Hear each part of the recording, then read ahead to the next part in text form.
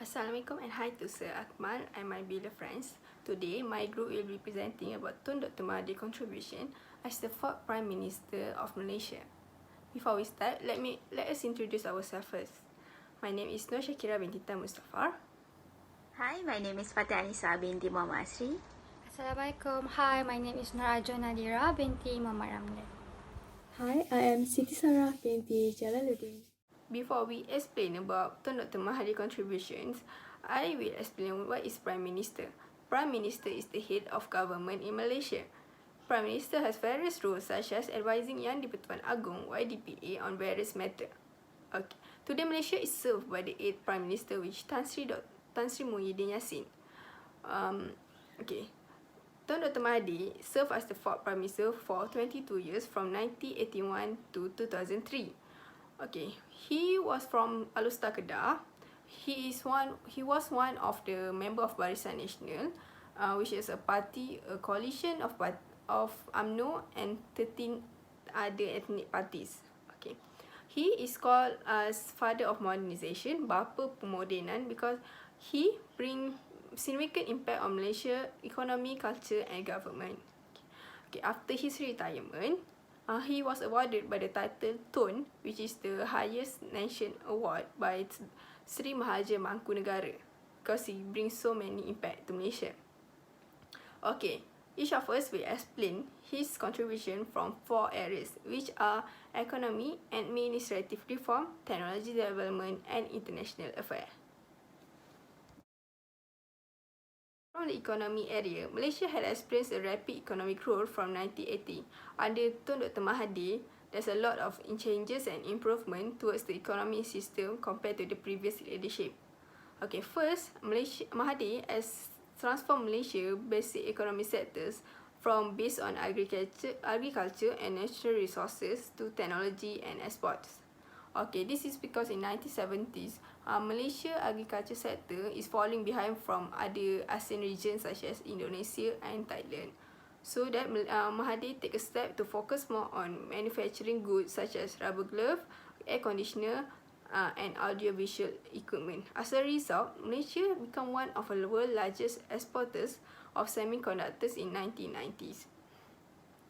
Other than that, the rapid economic growth experienced by Malaysia is because of the transparency of policy, the good workforce and well-developed infrastructures. Other than that, Mahathir also take a focus on high technology industry from 1990s to 2000s, such as advanced electronics, scientific research.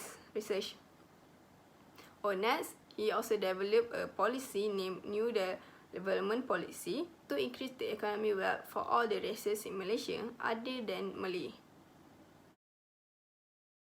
Tun Dr. Mahathir had introduced an economic policy as a response to the 1997 ASEAN financial crisis. This ASEAN financial crisis is one of the major global financial crises that create an instability between the ASEAN economy and the world economy. Okay, Mahathir had refused to seek help from the International Monetary Fund, IMF, like the other ASEAN country in order to solve this problem. So, he come out with a plan named National Economic Recovery Plan that was launched in July 1998. Okay, the objective of the plan is to stabilize local currency, restore market confidence, maintain financial market and revitalize the economy. For example, he fixed the Malaysian ringgit exchange rate to 3 ringgit 80 cents to the US dollar compared to 2 ringgit 50 cents in the pre-crisis rate. Okay, other than that, as the result, Malaysia did not experience massive foreign debt like Thailand, South Korea and Indonesia, and also the downturn of our ASEAN financial crisis was shorter than other countries. The last contribution of Tun Dr. Mahathir in economic area is he contributed in Islamic economic development. Malaysia had become the first country in Southeast Asia that introduced Islamic banking system. Bank Islam Malaysia was established in 1983 with the objective to fulfill the financial needs of both Muslim and non-Muslims, and also to ensure that Malaysia develop the Islamic financial systems. Okay, the main objective is to enhance the living standard and quality of Muslim. After that, a few years later, a few banks has introduced Islamic financial system such as Bank Muamalat. Okay. Other than that, Mahathir also has created Islamic banking system, interbank money bank, money market, Islamic insurance or known as takaful, and many more. Okay. So today, Malaysia had practiced both system, which is the Islamic financial system and conventional financial system. Hence, the Islamic economic development has become the main factors that contribute to the establishment of educational institutions such as the establishment of International Islamic University Malaysia (IIUM) and University Science Islam Malaysia (USIM). So we move on to administrative reform. So reform can be defined as to create an improvement, especially by change the people behavior or to change the structure of something. Meanwhile, administrative reform can be defined as any improvement that will make in the administration to overcome the problem for the better system of government and the intention of self-styled administrative reformers.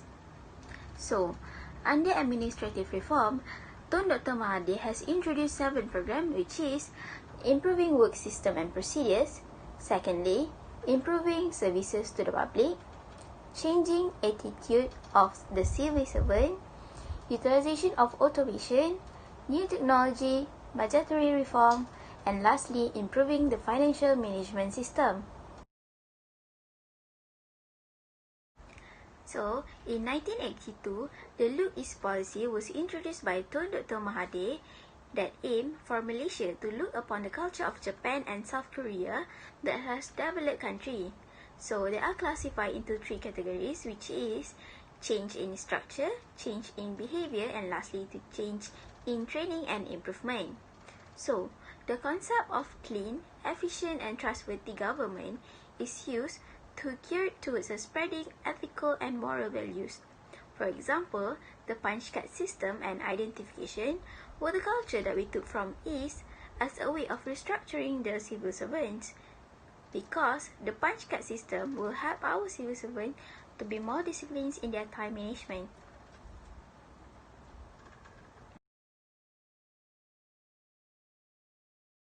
I will present to you about Tun Dr. Mahathir's contribution in technology and development.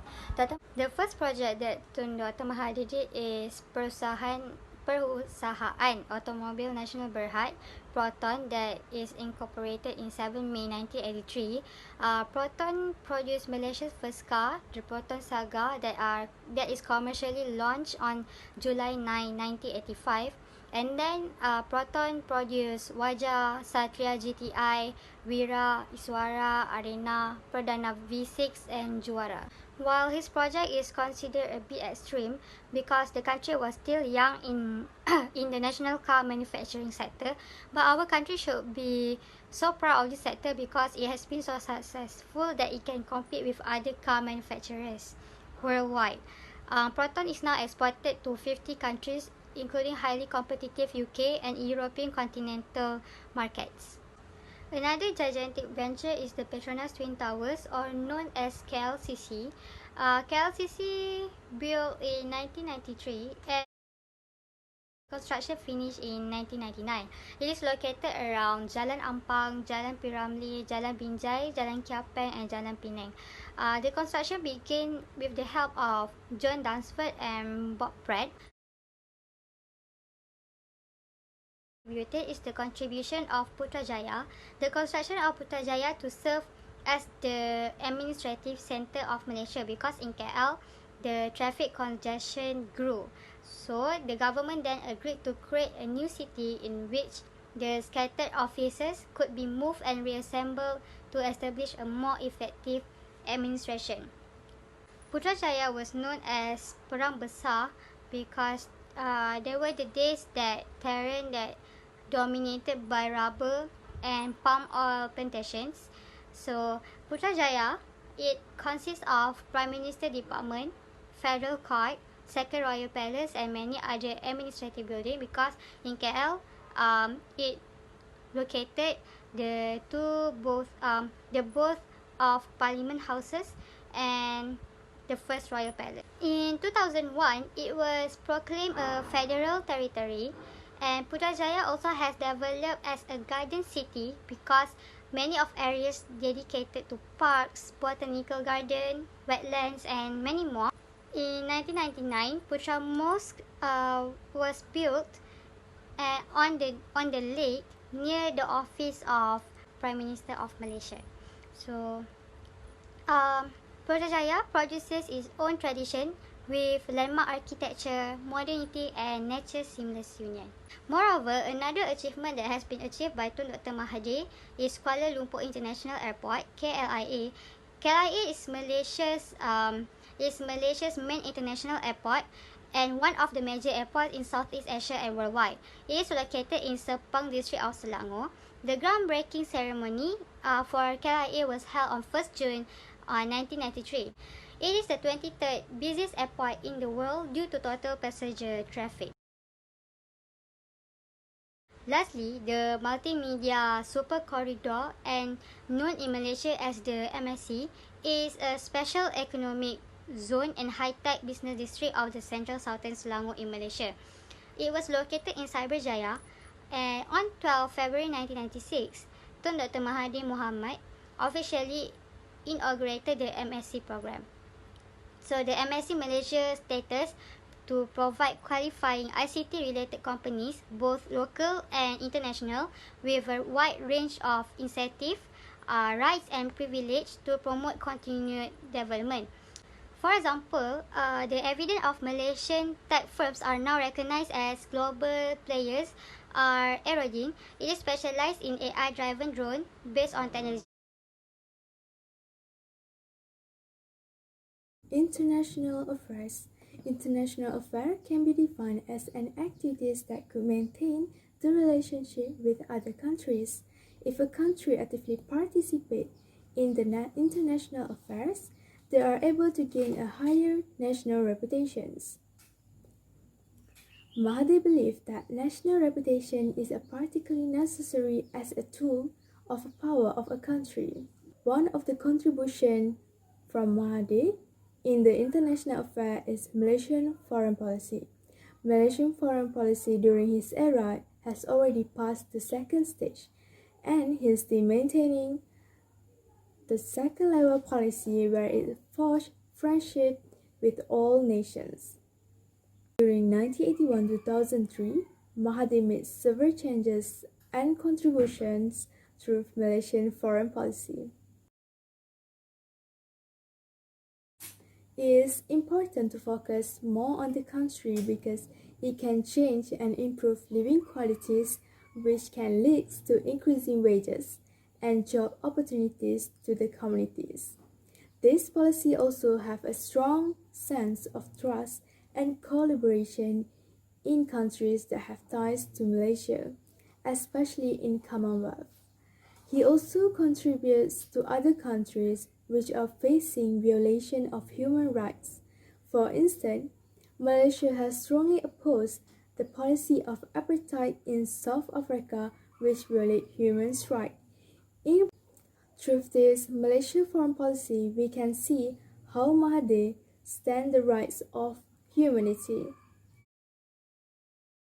In conclusion, there are a lot of contributions of Dr. Mahathir to develop Malaysia economically as well as national development. Dr. Mahathir is the one who opened the eyes of other countries to know Malaysia. So all the people of Malaysia benefit equally from his political and economic policies for the country which Tun Dr. Mahathir initiated. Tun Dr. Mahathir has valuable spirits that Malaysians should model and remember by younger generations.